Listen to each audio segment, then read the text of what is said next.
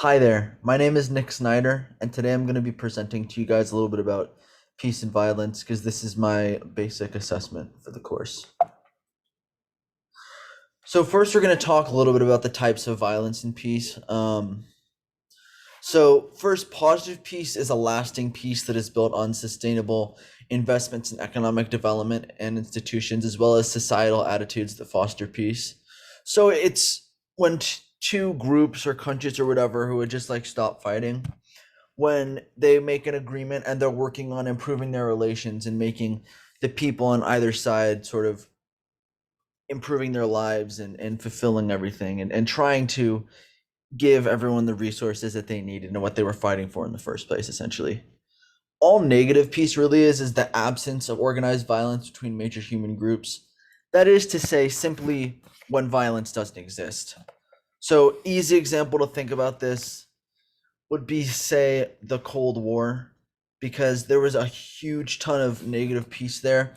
Because all that was happening was, although the U.S. and Soviet Union, they didn't directly really fight at all, it was still negative peace because they had no treaties and they weren't trying to better their relations at all. And they still had like a negative relationships. That's a super easy way to understand negative peace. And then we have direct violence, which is obviously physical is durable and the provoking agent is discernible.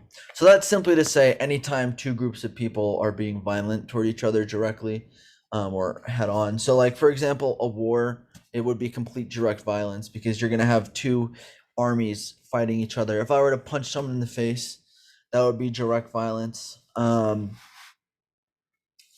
As well as if I were to call someone a name, or if I were to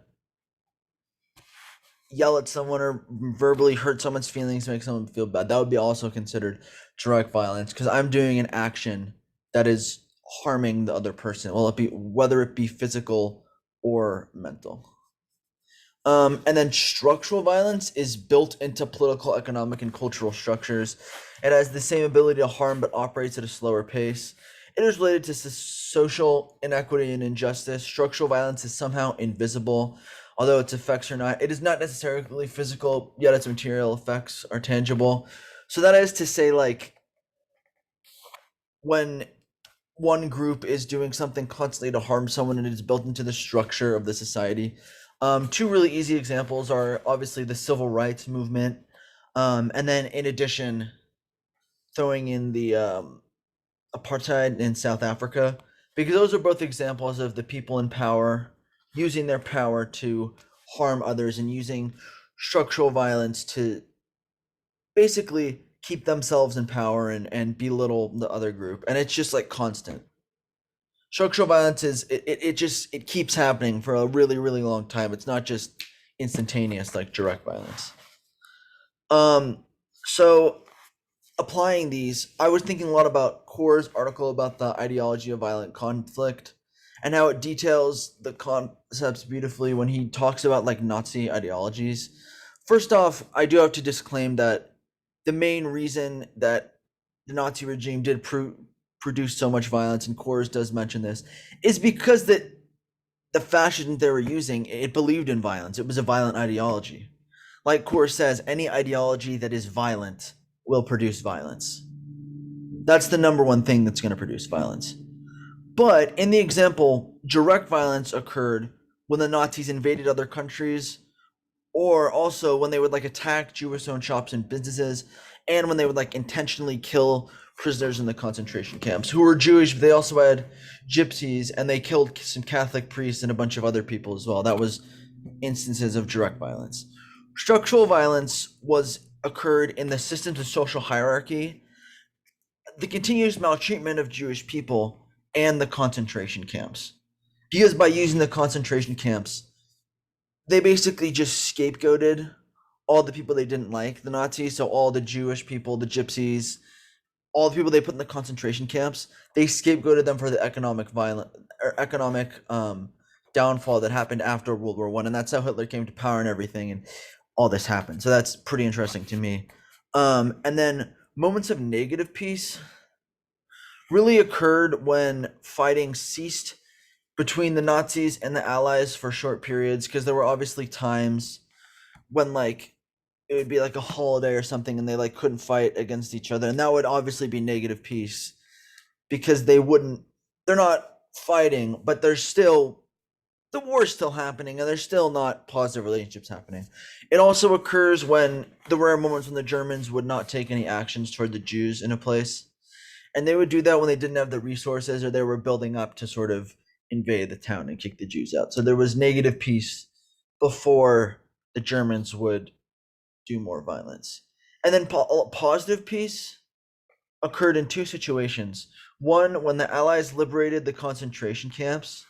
Although it did take violence for them to take down the German army, it was positive peace because the war finally ended in Europe. Obviously, there was still this stuff happening in Japan, but we're not focusing on that. But anyway, so in Europe, when the Allies liberated the concentration camps, um, it really was positive peace. And then also when the Nazis made treaties with Italy to avoid unnecessary fighting, that's also positive peace because the two countries, it's positive peace for the people in power because they're bettering themselves and making the countries sort of be powers, even though it might not seem like it.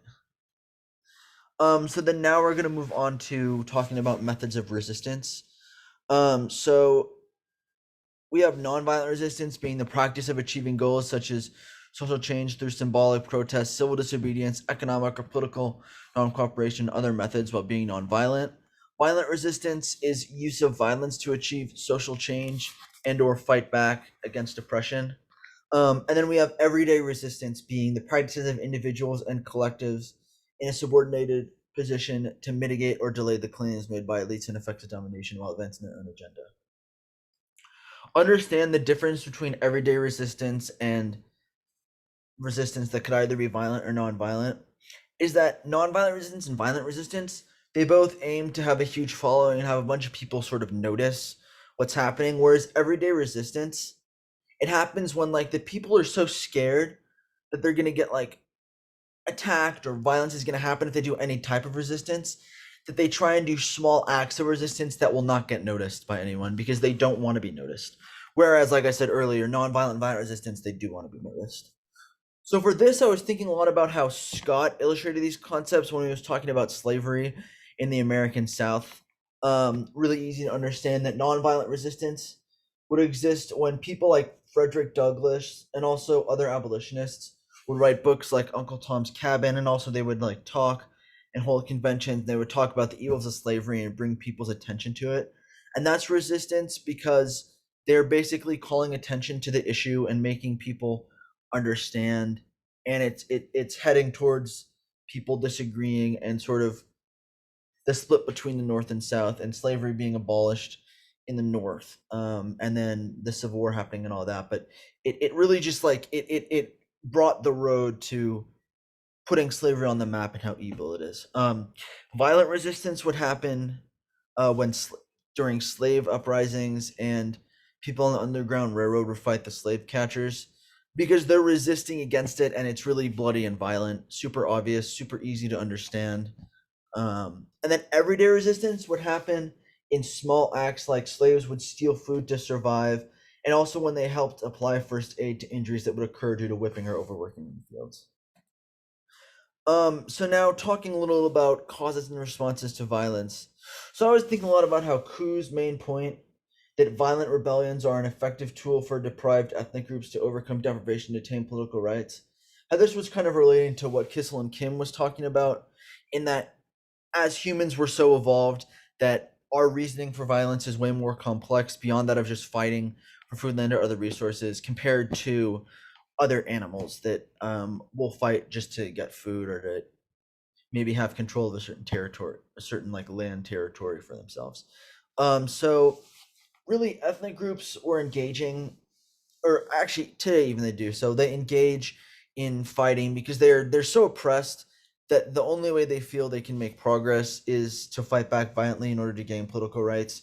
And in Ku's article, he does support that in a lot of cases, the ethnic groups they're fighting really does put them on the map and allows them to gain the political rights that they need because they're so like they have no voice, that they can't produce change for themselves. So the only way that they can produce positive peace is to fight in order to have people gain their attention. And this really thinking about how, bringing it back to Kissel and Kim, this reasoning for violence stretches beyond the scope of anything that any other animal will do. The main point, I believe, in my comparison, is that as humans, the ethnic group's reasoning for violence are far more complex than other animals. And as Kissel and Kim do point out, this really does prove how psychologically and physically evolved humans have become. Hence my two photos down here. And then finishing up, really talking about causes and strategies of peace. So I was really thinking kind of about Scott and Kemp, really. So Scott was really talking about everyday resistance, how the goal is to make gradual change without being noticed, and how this kind of fits with Kemp's article. And he was just talking about how, like, in order to maintain a peaceful society, it's not just, oh, peace, yay. It's really like the two groups that are being peaceful, there's always some drawback on either side, whereas also it's like an agreement that the agreement has to continuously last in order for the peace to continuously last. Otherwise, it'll either go to negative peace and there won't be good relations, or it will go to some sort of violence, and that's obviously not what they want here. But Scott was really talking about squatters and how this is a form of everyday resistance in a lot of cases, because their goal is to be unnoticed when they go onto land, and they take it over for themselves because they want to attain the resources. And I said screw over the landholding companies, because a lot of landholding companies that do exist in the world, they just like monopolize on the land and they don't allow anyone to really use the land. So really what Kemp would kind of say about this is he would say that positive peace, it would be impossible for it to exist unless the state, the squatters, and the landholding companies make some sort of agreement. And even so, if that agreement is made, it does have to keep lasting. And due to lenient laws in the US and other countries that exist regarding residency, it's super easy to say that you're a resident, so then it's super hard to like evict people from land. Anyway, because of these laws, if no agreement was reached between the state, squatters, and landholding companies, not only would the land companies lose profit, the squatters' act of everyday resistance by simply squatting would keep occurring until someone would use violent force and kick them off the land. So a contract really has to be made to avoid violence in this situation. That's just really interesting for me to think, because we're really thinking about causes and strategies of peace, and how like how everyday resistance has a goal of to not being noticed. But if eventually it does get noticed, because so many squatters do exist on the land, and if the agreement isn't reached, violence is going to happen, and that's not really good in this situation, because then the land companies will continuously lose profit as long as the violence happens. So it's just a really interesting thing to think about. So these are my footnotes, and I really appreciate having the opportunity to present about this. Thank you.